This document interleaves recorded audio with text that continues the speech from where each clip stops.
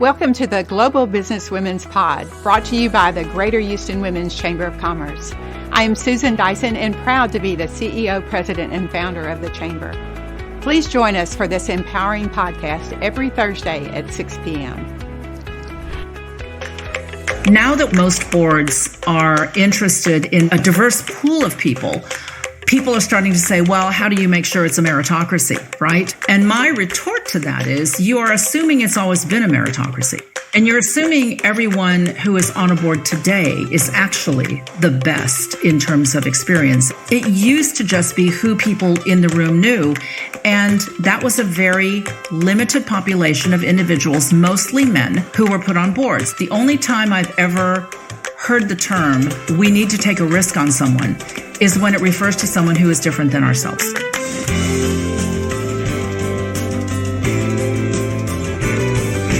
I'm Patrick Pacheco, and you're listening to Season 4 of In Good Companies from Cadence Bank, the podcast where we share our wealth of knowledge to help you navigate the opportunities ahead. Because that's what Cadence is all about, the expertise and flexibility to do business on your terms. We're empowered to help, whether it's through our podcast or any one of our more than 350 locations across the South and Texas. Imagine a boardroom, a fancy one, lots of glass, probably a great view. A long table stretches to the middle, surrounded by sleek office chairs. But who's sitting in those chairs? You'd be forgiven for picturing a bunch of men. In 2023, less than a third of all board members of companies in the S&P 500 are women. But things are changing, fast, and in no small part thanks to our guest. My name is Anna Catalano, and I'm a board director based in the U.S. outside of Houston, Texas. Anna has spent the past 2 decades perfecting the art of board governance. Fortune magazine named her one of the most powerful women in international business. And that might be understating it. Very few people in the world know more about boards than Anna. Over 20 years, she has sat on a dozen public boards. And what's more, she has made it her mission to lift up new talent as well. Together, we'll discuss effective governance and why diversity is essential, both in the future and right now. As it turns out, one of the key functions of a board is actually representation. What I tell people is a board represents everyone who can't be in the room.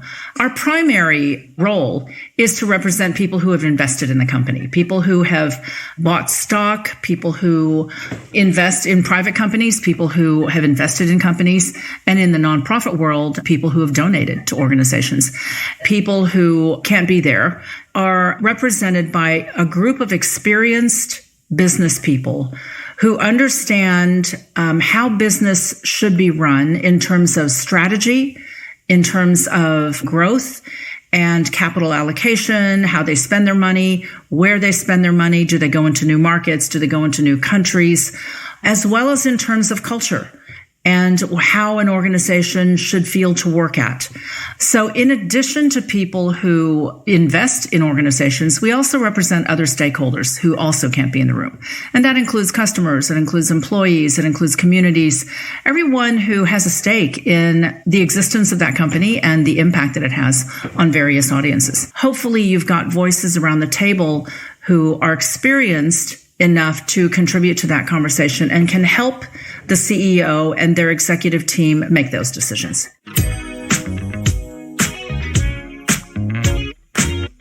Over the last decade, finding the right voices has become a focal point for directors. And while there's still work to do, Anna says that a shift is underway. Well, I think we've made a lot of improvement in adding different voices to the table over the years. I mean, since I started my board career over 20 years ago, on many of the early boards I was on, I was the first woman or the only woman on these boards. I've been on boards now where 50% of the directors are female. The advantage there is that the more different perspectives you have around the table, the better the conversation and therefore the better the decision can be. It can be pressure tested in a lot of different ways, a lot more ways than if you had people who had very similar backgrounds. And as you increase the diversity around the table, and in this particular situation, we're talking about gender, you increase the likelihood that someone's going to come up with a question or a perspective that others around the table don't have. And that's tremendously valuable as you consider options in a very, very complex business environment.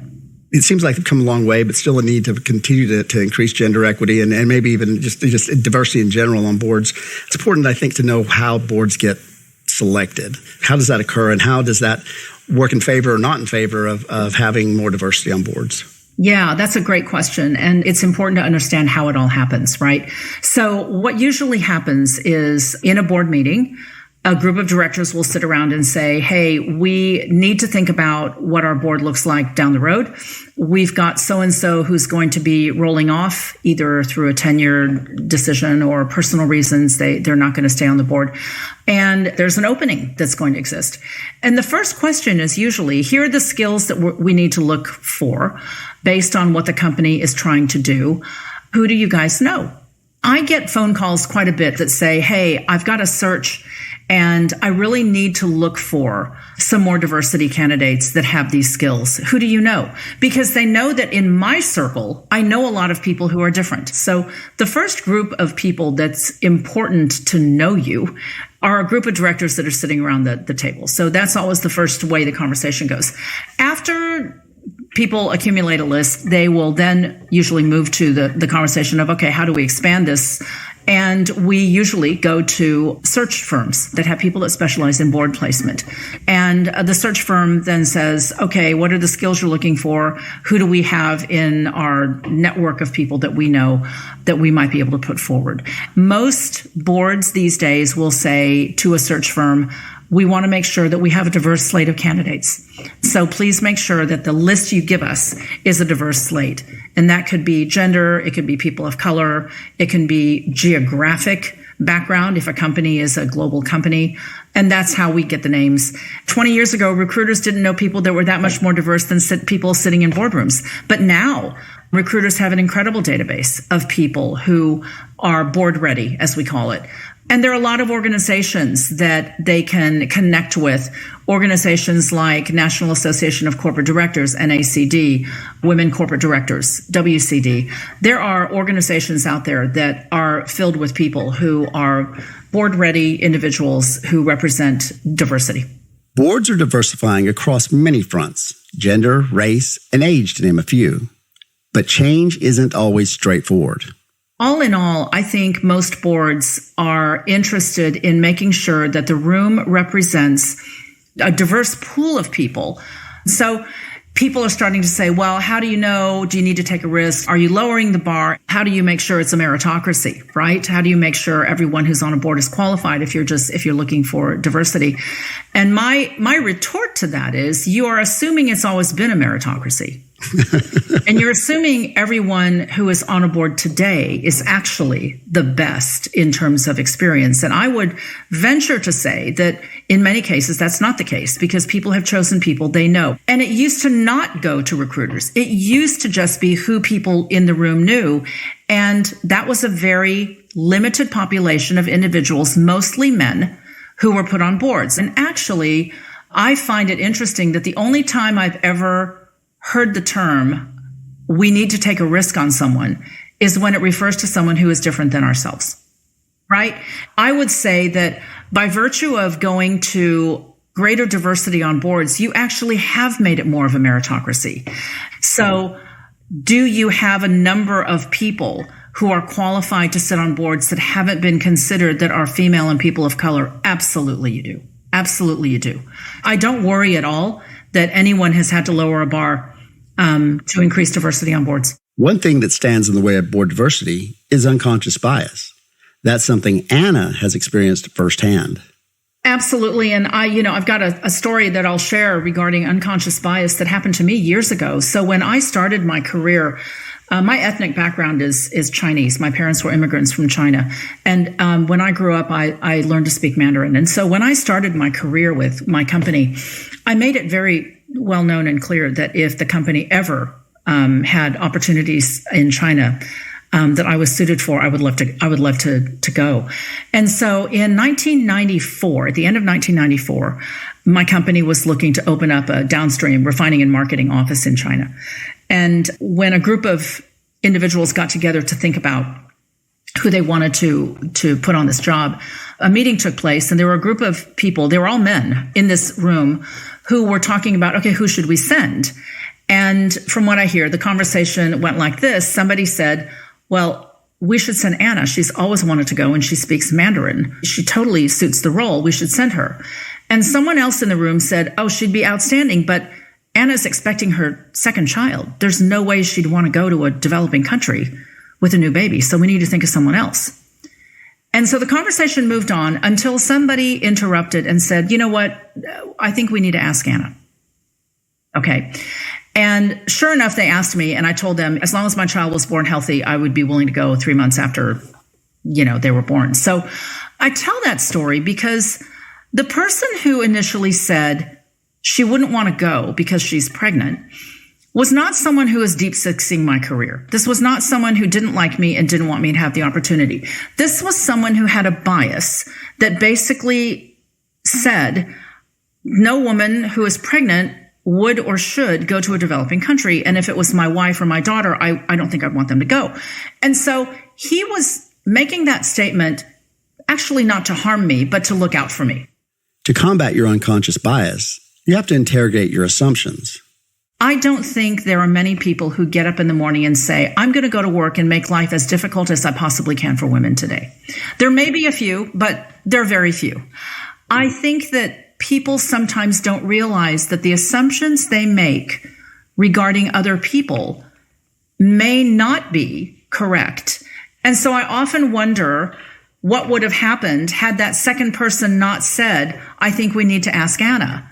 Because I may not be speaking to you today, Patrick. I may not have become a director, right? So those are all opportunities. And so what I tell people is when you experience unconscious bias and you hear it happening, it's so important to call it out. I call unconscious bias out sometimes in board meetings myself. In a board meeting not too many years ago, I remember hearing people talk about succession. And it was a manufacturing company, and they were talking about potential future plant managers. And they put up a list of potential future plant managers. And I said, are there no women on this list? Because they were all men. And they said, yeah, there is one woman, but she has a family and she probably wouldn't want to work the hourly schedule. And I said, wow, that's really interesting. So none of these men have families. And you could have heard a pin drop, Patrick, because that's one way to get into the conversation, is to make people realize they are making an assumption on women that they don't make on men. And by the way, I think it is equally unfair to assume all men are willing to do what the job entails, because that's also an assumption, isn't it? But Anna also believes that solidarity against bias is more and more common in the world of corporate leadership. Growing up in the oil industry, it was not a women's world, it was a man's world. And I would say that during my executive career, the majority of my mentors were men because they recognized that I had something to offer. They recognized I had a skill and were going to help open doors for me. And I would say the same thing exists in the world of boardrooms today.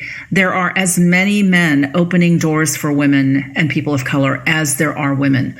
And, those of us who have gotten to board level appointments recognize how much work it takes to get here. And women have, unique challenges that exist. I mean, we're the only ones that have children. And during those childbearing years, sometimes, we've got other things that we're focusing on. And those of us who've been through that understand that. The women that I know work tirelessly to help other women get on boards. They're turning around on the ladder to reach down and help others come up. But I know a lot of men who do the same thing. And so, hats off to people who recognize the true value of diversity in a boardroom that help open doors for women. At Cadence Bank, we're here to help the people and communities we serve prosper. We have the understanding that comes from listening to your needs and the expertise to make it happen. Find out why Cadence is the bank for you. Visit cadencebank.com to learn more. Cadence Bank, member FDIC. While the doors to boardrooms are beginning to open up, getting a seat at the table is still a game of patience. You have a blog called Shades of Leadership, and you talk about this a bit. And maybe give us your thoughts on board refreshment.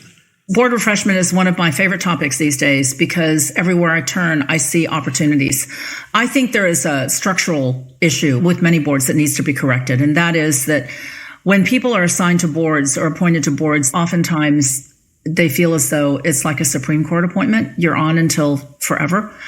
And I think that's wrong, because I think companies deserve to have a good group of people sitting around the table who are all contributing and all bring very different perspectives. So I recently, last year, stepped down from a board that I served on for 16 years.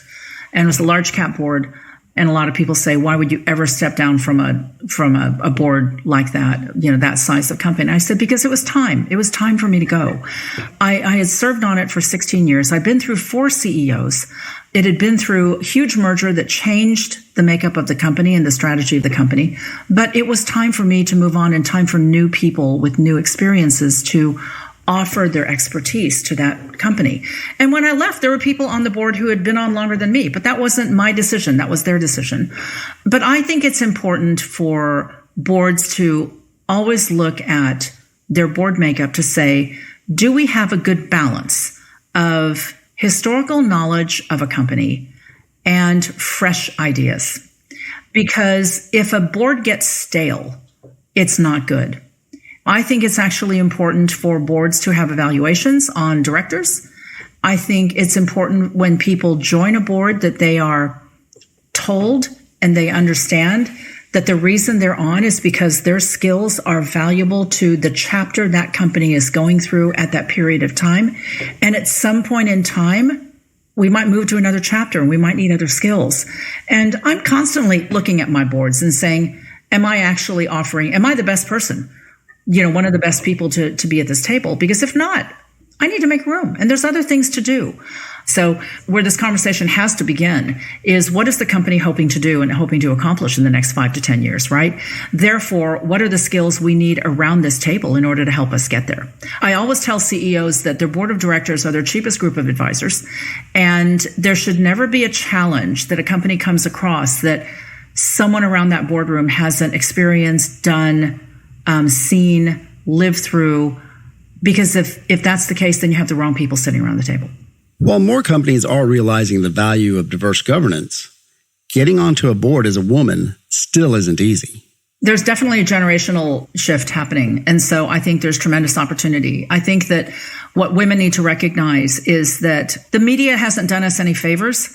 There's a lot of talk about board diversity. We need to get different people on boards. And so there are very unrealistic expectations that some people have, that they think that it's easy to get on a board because boards are looking for women. And so I think that that's quite a challenge.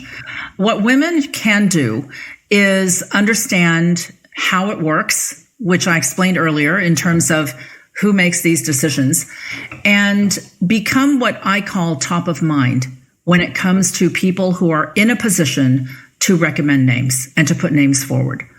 You need to make sure that you are one of the first 3 people they think of. Networking alone is not enough, because when you network, you are going to an event, passing out your business card, getting to be known, and that's what you do.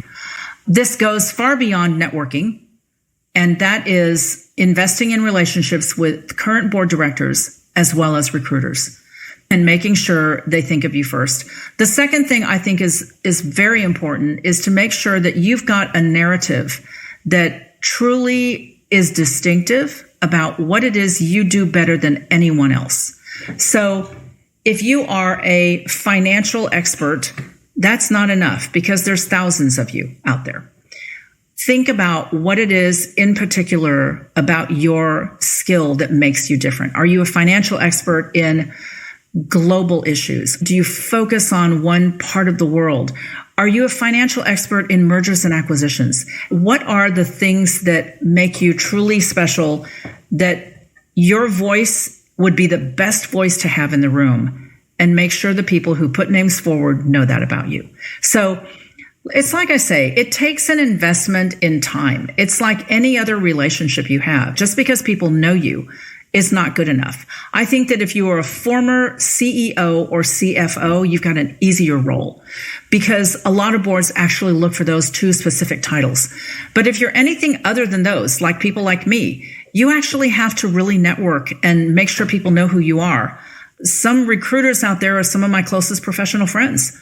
They know me, and it's because I've invested time in getting to know them, and I keep in touch, and I do things for them and help them find people. That's how business works. And I think you have to be willing to do that because there's way too many people that are sending their resumes to recruiters these days, and there's no way a recruiter can remember everybody.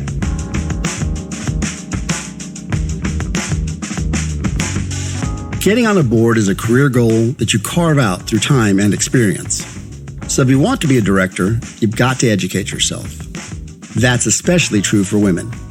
I think that there are still people who are concerned about the fact that a lot of women have gone up in the ranks through functional roles and not roles that have profit and loss responsibility. In many corporations, you will find more women in human resources, financial, marketing, communications, PR, and you won't find enough women who've actually been on the sales, plant management, operations side of the business, the side of the business that actually generates the revenue. And so make sure you spend time out in the field. Make sure you spend time with people who are in the operations, pulling in the revenues, that you understand how the business works overall. It's not to say if you're deep in an area, you're not going to be of value. In fact, in many companies, they look for depth in certain areas, but you still need to be able to read a P&L. You still need to be able to understand workforce, legal issues about governance. You still need to be able to understand as many pieces of a company and an industry as you possibly can. Because when you're in the boardroom, you're not just there because of the role that you had before. You're there because of your business knowledge and your business expertise. And there are a lot of opportunities where people can make sure they are absolutely board ready. National Association of Corporate Directors has a certification process that is second to none. People can learn about all of the different aspects of being a director and what people need to know in order to hit the ground running on day one, especially in this day and age where we've got a lot of functional experts that are joining boards these days, whether they are technology people or HR people or financial people.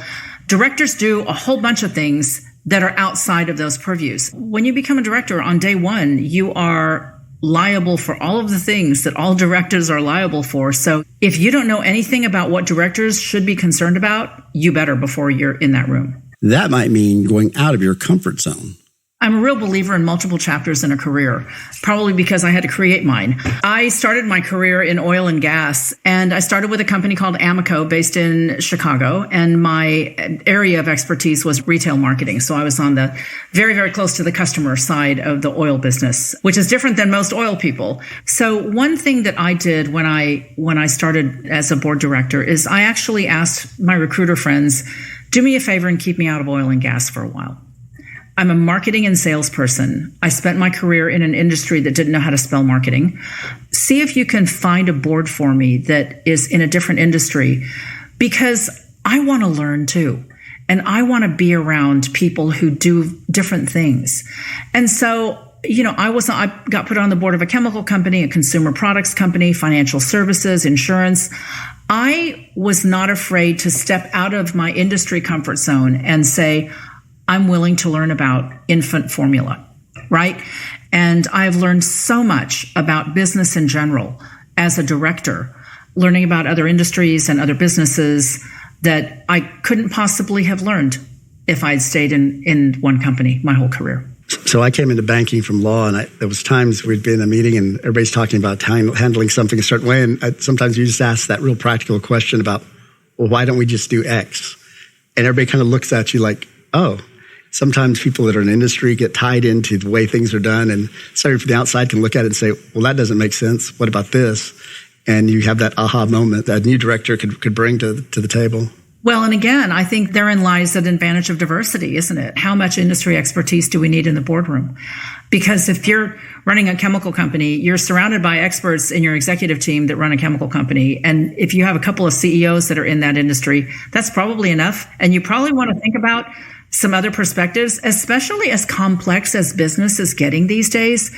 There are so many industries that actually need to look outside of their industry to learn about how things are going to get done. I love being that voice that says the one crazy question that causes people to say, oh yeah, right, we never thought about that. I find that I play that role quite often. The more I listen to Anna, the more I get a sense of what good leadership means to her. It means collaboration, learning from each other, and maybe most importantly, getting your hands dirty. The most fun I've ever had on a board, I will say, is when I get an opportunity to go with the board out into the company and meet people at the grassroots level of the company doing the work. I love having offsite meetings. I love plant tours. I love going to other countries and meeting people in R&D facilities in Asia. I love going out and feeling the pulse of what the company is doing. And so for me, those have always been the best times when, as a group of directors, you not only feel like you're adding value, but you're really learning and you're getting context that will help you in future meetings. So, when you sit in the future in the boardroom, you all had that experience of, this is what it felt like when we were in that plant in Sweden and looking at how this was being done, right? So those are, to me, the best moments. The worst moments are always it's like in any organization you work in, is when people are spending time dealing with politics and ego. And boardrooms are not free from the politics and ego zone, which is why it's really important to choose a board based on whether or not you really like the people. I mean, I have always made it a point, if I am coming into a new board, that I want to meet everyone who's sitting around the table, because I want to know that this is a group of people I can trust, that it's a group of people I can respect, and a group of people who, when crisis happens, and it always does, this is the group that I want in my foxhole. Ultimately, boards are about people. Directors have to understand a company's stakeholders, both inside and out, so they can represent their needs, their interests, and their efforts. Directors are people, incredibly talented people, but people nonetheless. They may be limited by who they know or how things have always been done, or even unconscious bias. So if you're a leader looking to enter the boardroom someday, think long-term, invest in relationships, educate yourself in governance and industry, and don't be afraid to dive right in. If you're a director, open the door for others. A great board is a mosaic of personalities and skills. The more diversity you have in the room, the more fruitful the conversation. Bringing new faces to the table is a necessity. If you work to help others, your career won't just be successful, it will be meaningful. A career in board service is a real privilege. You get to work with some brilliant, brilliant people, and you get to learn.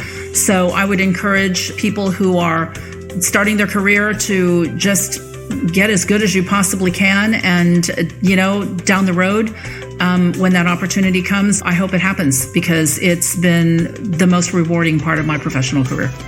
Thank you so much for joining us. We will see you again next Thursday at 6 p.m. For more information about the Chamber and our podcast, please visit us at GHWCC.org.